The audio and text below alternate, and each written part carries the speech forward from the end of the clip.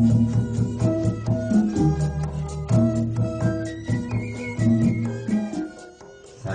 ingin bertanya kepada Bapak Gun-Gun. Pemerintah Indonesia telah mencanangkan Indonesia bebas narkoba 2015. Sejauh mana BNN telah dan akan menyiapkan dan menerapkan kiat-kiatnya menuju kesuksesan program tersebut, Pak? Baik, terima kasih Pak Sudarmin. Assalamualaikum warahmatullahi wabarakatuh. Untuk peserta yang ada di studio maupun yang ada di Surabaya, di Bandung, ya, Lampung Utara, kemudian di Banten, Cikampek. Selamat siang semuanya para pendengar. Saya senang sekali berada di sini. Ya, terima kasih kepada Radio AM 66 Stereo yang sudah mengundang kami atau bekerja sama dengan BNN dalam rangka pencegahan penyalahgunaan narkoba. Ya, nah, oleh karena itu mungkin dalam kesempatan ini juga saya menghimbau kepada seluruh warga masyarakat, terutama komponen-komponen masyarakat yang ada di lapisan terdepan ini harus juga bergandeng tangan. Ya, semua ini Pak nggak bisa kita acuh tak acuh karena ini sudah darurat narkoba. Dan perlu ada penyikapan yang serius dari pemerintah. Indonesia bebas narkoba tahun 2015 itu, ya, bukan berarti nol, Pak. Jadi bukan berarti di Indonesia itu pada tahun 2015 tidak ada yang menyalahgunakan narkoba. Bukan itu, ya, Pak. Tetapi kita berusaha menahan laju penyalahguna itu tidak melebihi 2,8% atau sekitar 5,1 juta. Jadi kita tekan supaya ada di bawah itu.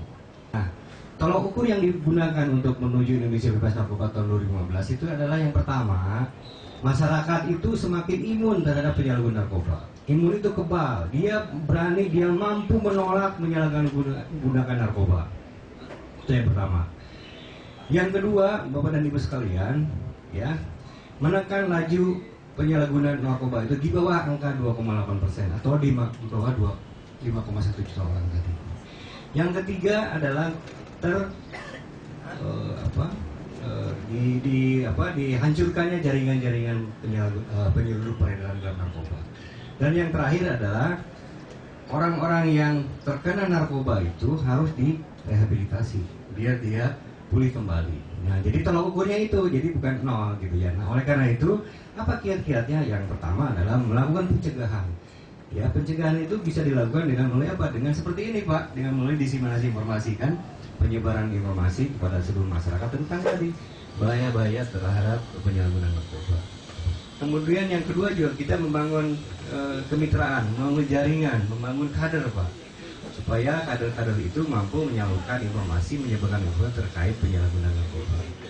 Kemudian strateginya bagaimana? Nah, strateginya yang dilakukan adalah penyebaran informasi itu tidak hanya dilakukan melalui misalnya membuat poster atau membuat leaflet atau majalah, tetapi juga kita melakukan diseminasi itu melalui media elektronik seperti televisi dan radio, gitu Pak ya. Kemudian juga kita juga melakukan diseminasi informasi melalui media-media online, Pak. Jadi kita sudah punya website media online, Pak. Bapak dan Ibu pendengar di seluruh Indonesia, ya, khususnya di Surabaya, Bandung, Cikampek, kemudian Banten, bisa mengupload website kita indonesiabergegas.com. Nah, di situ nanti ada konten-konten tentang upaya-upaya pencegahan yang dilakukan oleh pemerintah, khususnya oleh BNN, dalam upaya mencegah terjadinya penyalahgunaan narkoba. Terima kasih, selamat siang Bapak Ibu hadirin dari BNN dan seluruh seniman baik di Jakarta maupun di seluruh negeri, di tanah air. Melanjutkan apa yang tadi disampaikan oleh Pak D.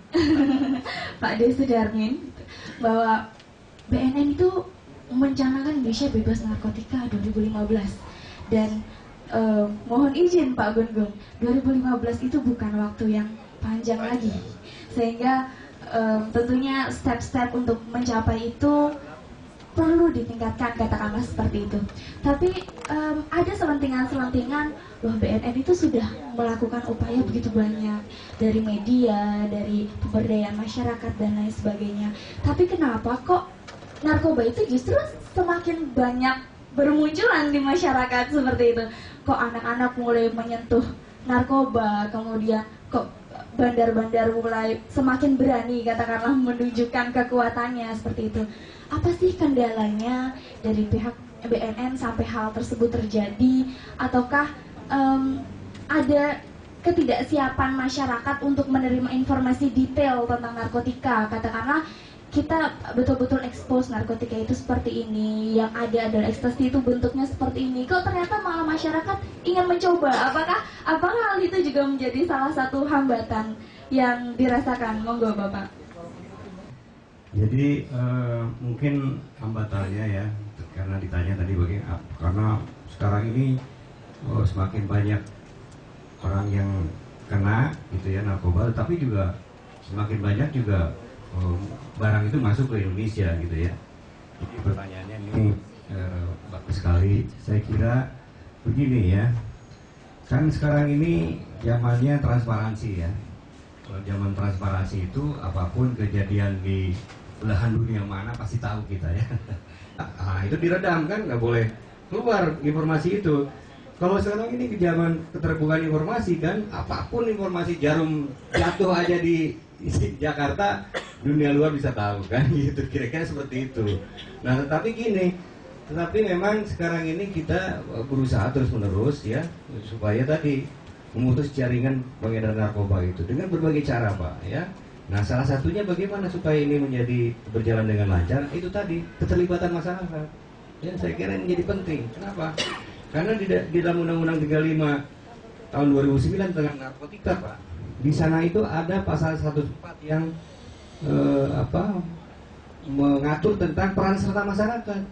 Jadi masyarakat memang harus berperan serta supaya peredaran narkoba itu bisa ditekan kan gitu ya. Nah, ini menjadi penting ya.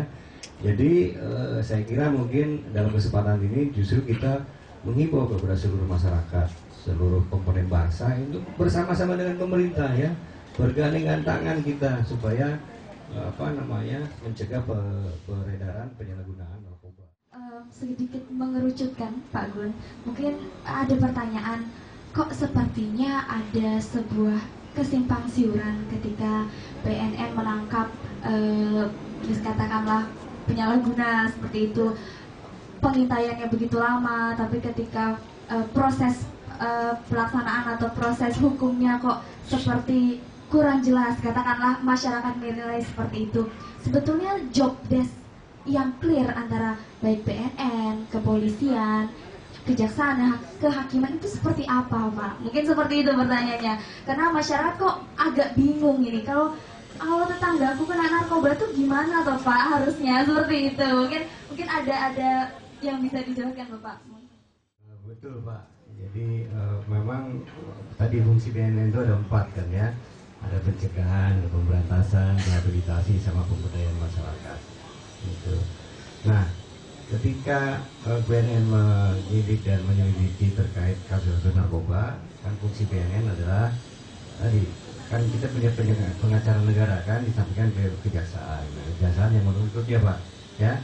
Nah, kalau sudah masuk pengadilan ya, yang memutuskan kan hakim kan gitu ya. Kalau hakim itu lembaga di dalam sistem negara kita kan ada eksekutif itu pemerintah, ada legislatif itu DPR, kemudian ada yudikatif itu hakiman gitu ya. Yang memutuskan itu adalah hakim. Nah, kemudian kalau selesai di hakim putuskan sekian, nah masuk lagi ke ada gerasi ya. Gerasi itu adalah fungsinya di presiden kan. Jadi memang ada pembagian kekuasaan itu. Itulah Indonesia kan gitu ya. Nah, oleh karena itu terkait dengan kenapa kok putusannya rendah gitu ya. Kemudian kenapa yang gerasi yang harusnya dihukum mati kok mendapat gerasi? Itu fungsi-fungsi itu dilakukan memang bukan oleh BNN, tapi ada fungsi-fungsi negara lain kan gitu ya. Ada fungsi-fungsi kenegaraan yang dilakukan oleh institusi lain. memang kadang-kadang ya mungkin masyarakat kecewa, yang jelas-jelas bandar besar kok didapat gerasi gitu ya, kemudian turun dari hukuman mati seumur hidup, umur 15 tahun akhirnya menjadi 12 tahun kan, gara-gara ditulis di dalam itunya cuma 12 kan gitu ya. Jadi ini memang hal-hal ini memang terkait dengan rasa keadilan masyarakat Pak, betul ya. Tapi kan kalau di kita ada Pak komisi-komisi seperti komisi yudisial. Nah itu tugasnya adalah mengawasi hakim Pak. Kalau memang hakim itu tidak sesuai dengan kewenangannya atau tidak mau menyalahi aturan, ya bisa nanti disidik oleh atau diawasi oleh komisi yudisial yang fungsinya itu, ya. Nah, tapi semua kembali berpulang kepada hati nurani kita kan gitu Pak ya, ya Pak ya. Jadi ada nggak? Kalau yang namanya narkoba itu kan kejahatannya luar biasa Pak, ya. Tadi kan kejahatan yang luar biasa, kejahatan yang serius, ya, kejahatan yang terorganisir kan gitu Pak. Yaitu sebab dan akibatnya narkoba. Yaitu saya hanya ingin menghimbau para bapak ibu yang putra putrinya masih ada di duduk bangku sekolah SMP SMA itu sangat-sangat rawan sekali tentang narkoba ini. Untuk itu kami hanya mengingatkan, ya, nuwun sewu Bapak. Kami hanya mengingatkan untuk tidak memberi uang saku yang berkelebihan karena itu sangat dampak negatifnya sangatlah buruk sekali. Dan narkoba ini tidak hanya berbahaya untuk para remaja, akan tetapi juga untuk bapak ibu yang sudah tua pun akan, kalau sudah kena narkoba ini jaringan otak, sel darah semua akan rusak gitu ya Pak, kira-kira ya Pak.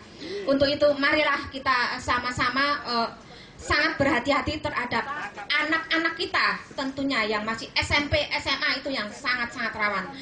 Insya Allah dengan narkoba ini, kalau insya Allah kita, anak-anak kita kalau dilandasi dengan agama dan juga perhatian, kasih sayang dari orang tua. Jadi anak-anak kita itu tidak hanya membutuhkan materi, akan tetapi kasih sayang, perhatian, pemantauan, pengarahan itu yang penting. Jadi untuk masa depan bangsa kita Indonesia ini, kalau masih dijajah oleh narkoba, mau dikemanakan Indonesia ini?